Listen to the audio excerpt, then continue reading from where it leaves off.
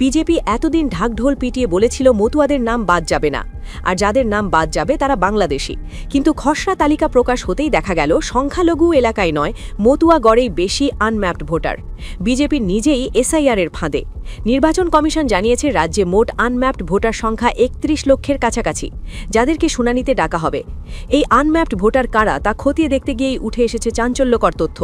সংখ্যালঘুরা নয়, বরং বিজেপির অন্যতম প্রধান ভোট ব্যাংক মতুয়া সম্প্রদায়ের মানুষরাই এসআইআর প্রক্রিয়ায় সবচেয়ে বেশি প্রভাবিত হতে চলেছেন। উত্তর ২৪ পরগনা ও নদিয়া জেলার মতুয়া প্রভাবিত কেন্দ্রগুলিতে আনম্যাপড ভোটারের হার সর্বাধিক। যেমন শান্তনু ঠাকুরের দাদা সুব্রত ঠাকুরের আসন গাইঘাটায় আনম্যাপড ভোটারের সংখ্যা ১৪.৫%, যা রাজ্যের মধ্যে সর্বোচ্চ। অন্যান্য কেন্দ্রগুলির মধ্যে হাবড়ায় ১৩.৬%, বাগদায় ১২.৭%, কল্যাণীতে ১১.৯% এবং বনগাঁ উত্তরে ১১.৩%। এই কেন্দ্রগুলি মূলত বিজেপি অধ্যুষিত।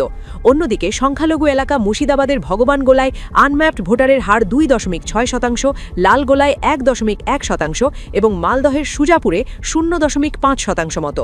যদি এই বিপুল সংখ্যক মতুয়া ভোটার সঠিক কাগজপত্র জমা দিতে ব্যর্থ হন, এটা সরাসরি বিজেপির ভোট ব্যাংকে ধস নামাবে। এই শুনানি পর্বই স্থির করবে এই ৩১ লক্ষ ভোটারের ভবিষ্যৎ কী, এবং মতুয়ারা এবার নিশ্চয়ই বহুরূপী বিজেপির ছলনা ধরতে পারবে।